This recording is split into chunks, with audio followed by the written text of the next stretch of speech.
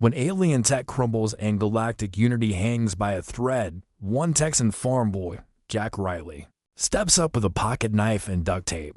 Can his human grit outshine the galaxy's finest minds? Dive into this epic tale of chaos and resilience. Like and subscribe to our YouTube channel for more thrilling stories that spark your imagination. The stage was set for one of the most critical alliance ceremonies in galactic unity history.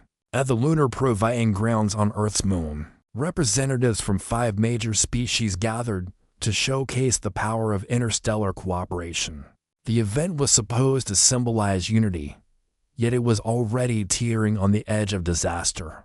The stage, designed by Martian engineers, was a sprawling, high-tech platform intended to impress. But as soon as the Martian delegates made their entrance, their massive frames caused the platforms to groan, then crack. By the time they stepped off, they had reduced the delicate floor panels to rubble. Venusian emissaries, their acidic skin seeping through the air like liquid fire, strolled across the stage, each step burning through the flooring as if it were paper. The grand stage, meant to unite species, was now a pile of broken tech and crumbling architecture. Klyros, the multi-eyed Rigelian instructor, stood on the sidelines, visibly twitching under the pressure. His species had evolved to adapt to many extreme environments, but this level of chaos was pushing even his mental fortitude. He couldn't help but murmur a quiet, resigned human shock syndrome. At the center of it all, though, stood Cadet Jack Riley, a Texan farm boy in overalls, grinning like this was just another Tuesday. As the aliens scrambled to deal with the failing technology, Riley simply brushed off the debris and cracked a joke. "Guess they didn't design it for heavy traffic," he said, casually flicking his knife open. Riley didn't flinch. He was used to chaos. Unlike the alien species, he had survived the devastating forces of Earth's hurricanes, floods, and tornadoes. Forces that turned buildings into rubble, yet somehow left him standing. The contrast between Riley's calm and the alien panic was stark. The humans weren't just present, they were already making their mark, unknowingly making history by just being themselves. In the midst of the disaster, the only thing that felt solid was Riley's grin, and the way he could look at this cosmic disaster and think, yeah, I can fix that. The morning after the disastrous ceremony rehearsal, the lunar proving grounds were eerily silent. The once proud stage had been reduced to rubble, and alien engineers scrambled to make repairs. But Cadet Jack Riley? He was strolling toward the next challenge with a smile plastered on his face, completely unaware of the uproar his actions would soon cause. Riley's latest task seemed simple enough: save a Nebulan envoy trapped in a failing gravity field. The gravity stabilizers had malfunctioned once again, and the envoy, a being made of semi-liquid metal, was at risk of being crushed by the uncontrollable pull of the lunar environment. The stakes were high. Without the stabilizers, the Nebulan could be reduced to a puddle of metal before anyone could react.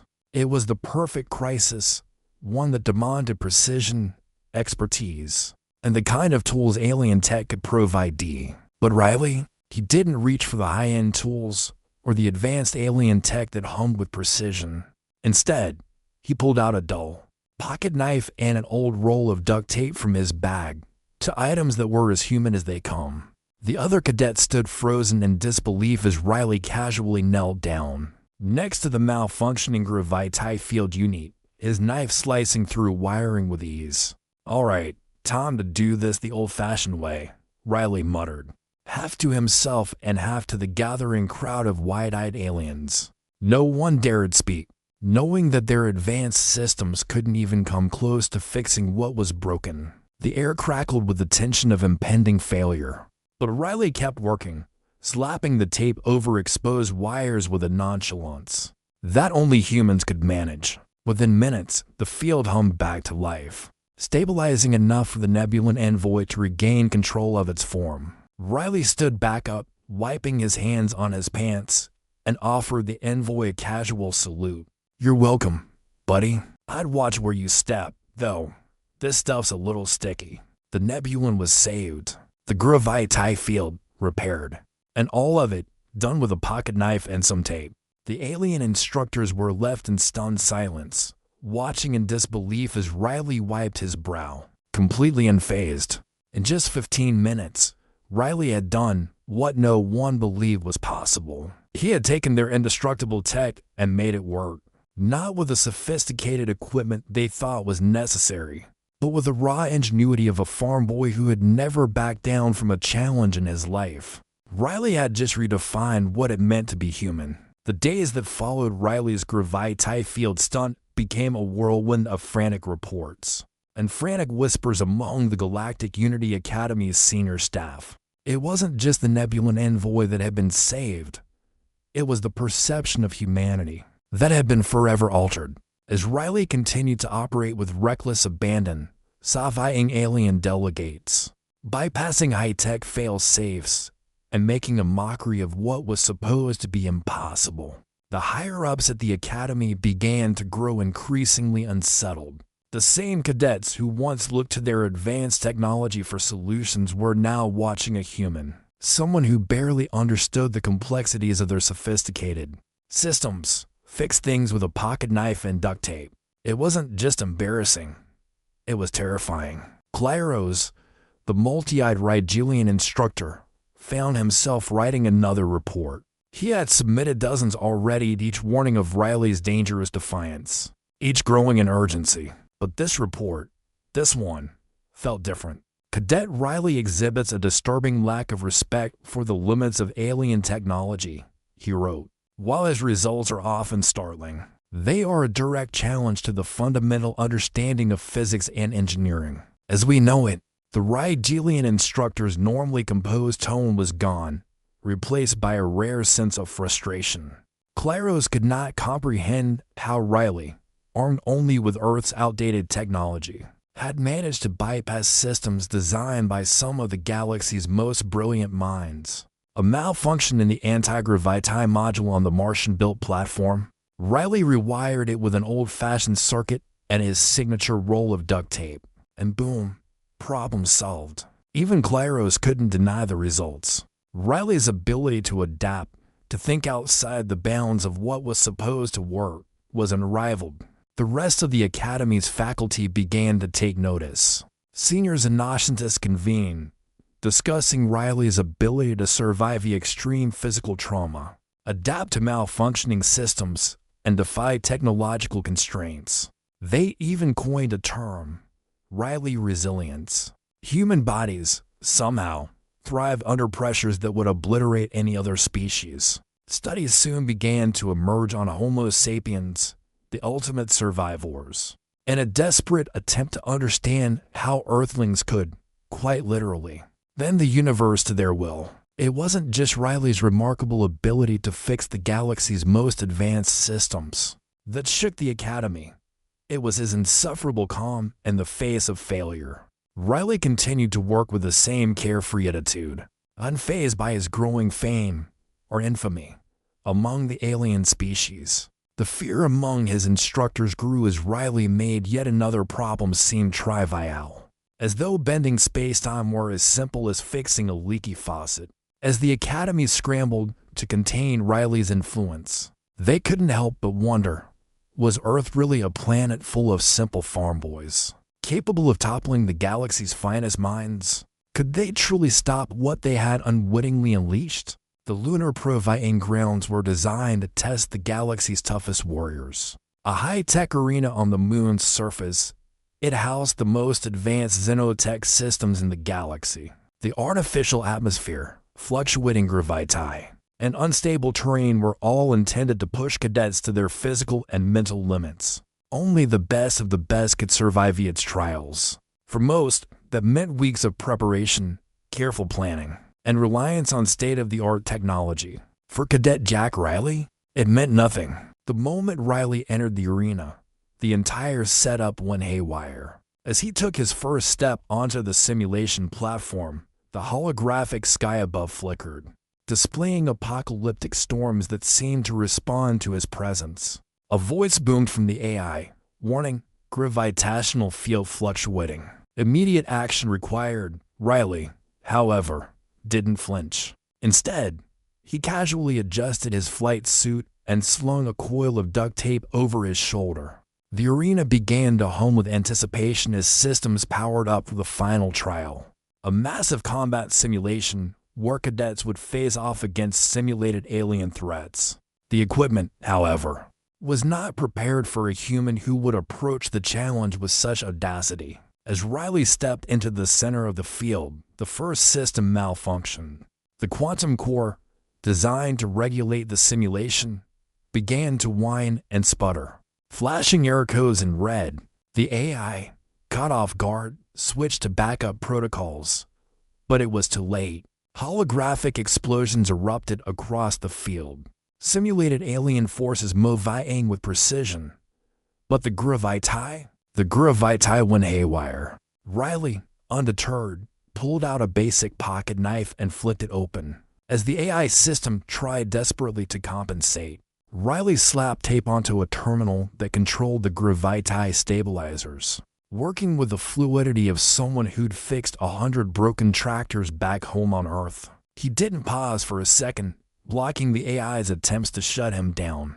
As the arena groaned under the massive shifts in gravitational force.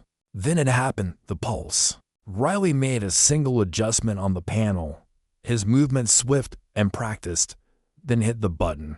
The gravity systems, already pushed to their limits, recoiled, sending a seismic shock through the arena. A massive gravitational pulse shot out, throwing Riley across the field like a ragdoll.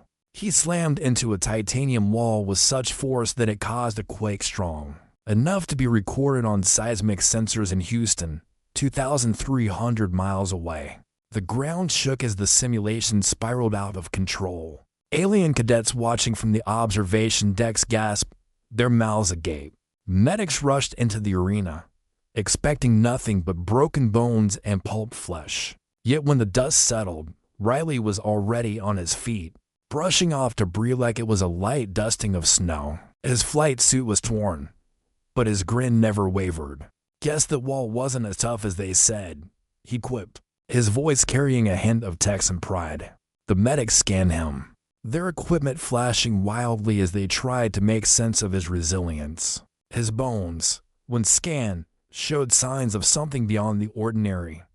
A density, a toughness. That should have been impossible. This is impossible, one of the medics muttered, shaking their head. Riley didn't care. He wasn't just surviving.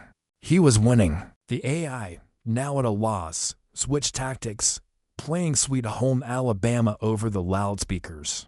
Riley, unperturbed, gave a two-finger salute to the chaos, his irreverence fueling the very myth of human defiance. In that moment, humanity's reputation in the galaxy was no longer in question. It had been defined. The dust had barely settled in the lunar proving grounds when the medics arrived, their anti-gravity boots skimming over the cracked floor with eerie precision. They were trained for the worst.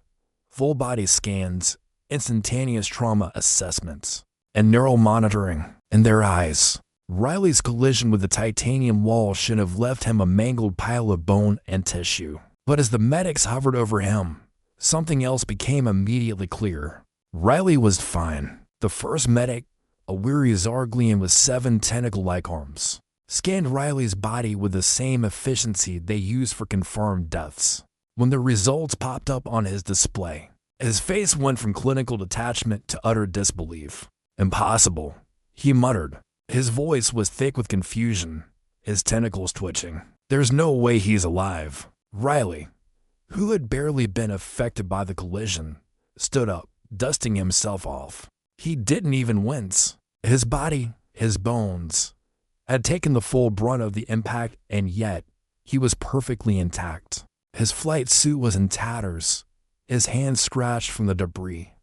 But the scans told a different story. The readings were impossible. His bones were denser than anything they'd ever seen, 500th more resistant to fracture than the most advanced alloys used in their exosuits. His heart rate was steady, almost unnervingly calm. The medics ran the scan again. Same result. Riley just grinned. Guess I've got a few more miles on me than you folks thought. The lead medic, a massive Azorian with 3 eyes, shifted uncomfortably. This is beyond any known biological function.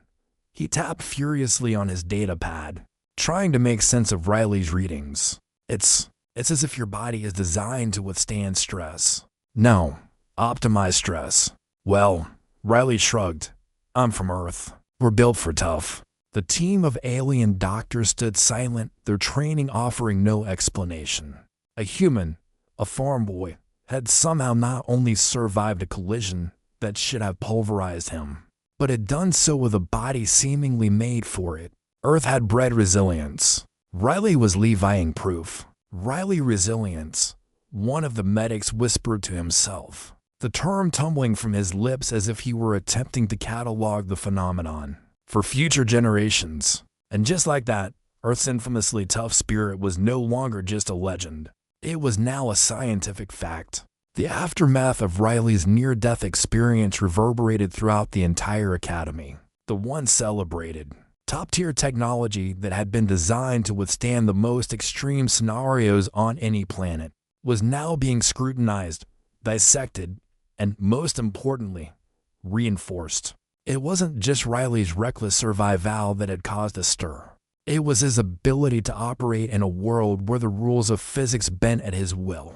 His presence, more than any alien technology, was now a symbol of human ingenuity. The Galactic Unity Academy, a place where the most advanced species came to train, had just experienced a profound shift. As alien engineers worked tirelessly to upgrade their tech, a series of reports came through that painted a grim picture. Earth's homegrown brand of resilience had created a problem that no one had anticipated. The Academy needed to account for the one thing no one expected: the human ability to push through impossible odds without the reliance on advanced tools. Riley proof, Claros muttered to himself as he surveyed the reinforced training rigs. The Rigelian instructor's words became the catchphrase of the Academy. A new standard had to be set. No longer could the technology rely on its own precision. Now, it had to account for the raw unpredictability of a human mind that was capable of rewiring systems. With little more than a pocket knife and duct tape, human ingenuity had outstripped even their most sophisticated xenotech. Engineers worked double time, implementing triple reinforced systems with fail-safes designed to withstand anything humanity might throw at them. Quantum stabilizers were upgraded to be 200 more powerful, intended to handle the impossible stress a human might induce. Anti-gravity fields were recalibrated with a 60 higher tolerance for instability, knowing now that Riley could, at any moment, tear through the established laws of physics with nothing but his bare hands. Meanwhile, Riley, he didn't notice the quiet upheaval his presence caused. His actions, as always, were uncomplicated. When asked about the new systems, he shrugged. "Guess you can't fix what isn't broke," he said, as if this were just another day on Earth. But the rest of the galaxy was taking notes. Earth was no longer seen as just a planet of farmers and warriors. It had become a wild card, a force that could break systems, challenge technology, and rewrite the galaxy's understanding of resilience. The Academy's future had to account for one undeniable fact: no matter how strong their systems were, they were no match for the force of human determination. The moment Riley's name started circulating across the galaxy, it was as though a switch had been flipped. No longer just another cadet at the Galactic Unity Academy, he had become something of a legend, an anomaly that baffles nationists, inspired engineers, and unnerved leaders of every species. The human, with his primitive tools and his unshakable resolve, had become a symbol of defiance against the galaxy's technological might. The Academy's annual reports, once filled with technical data and alien achievements, now featured an unexpected entry: human resilience. Earth's reputation had shifted from the planet of rugged survivors to the galactic frontier's most unpredictable force. Riley's exploits were now headline news in interstellar media outlets, his every move dissected in articles, How Earth's Farmboy Broke the Universe was a headline on the front page of Xenotech Quarterly. Even the Azorian press had picked up on the phenomena, with one tabloid cheekily dubbing Riley the human that defies gravity. Riley himself, he couldn't have cared less. To him, the attention was as irrelevant as the dust on his boots. He was still working with his pocket knife and duct tape, still casually defusing bombs, fixing systems, and beating the odds without so much as breaking a sweat. The more they tried to pin him down with procedures, the more he slipped through the cracks, showing them time and time again that the laws of physics didn't apply when a human got involved. But the galaxy wasn't just watching his physical feats. Alien engineers, led by some of the brightest minds in the galaxy, were forced to study Riley's interactions with technology in minute detail. Their most sophisticated systems have been bent, broken, or bypassed by a human without a formal education in their advanced sciences. Riley resilience, they called it. They couldn't understand it, but they had to admit humans were a force unlike any they had ever encountered. The Academy's research on Earth's inexplicable resistance to systemic failure started to gain momentum. Xenocientists began publishing papers, even launching Riley dynamics as an academic discipline. The results were shocking. Riley's body, once thought to be frail, now demonstrated physical durability 300 from greater than the toughest alloys used in alien exosuits. Earth, as it turned out, had bred a species capable of surviving almost anything. In the spotlight of intergalactic fame, Riley's actions were more than just survival.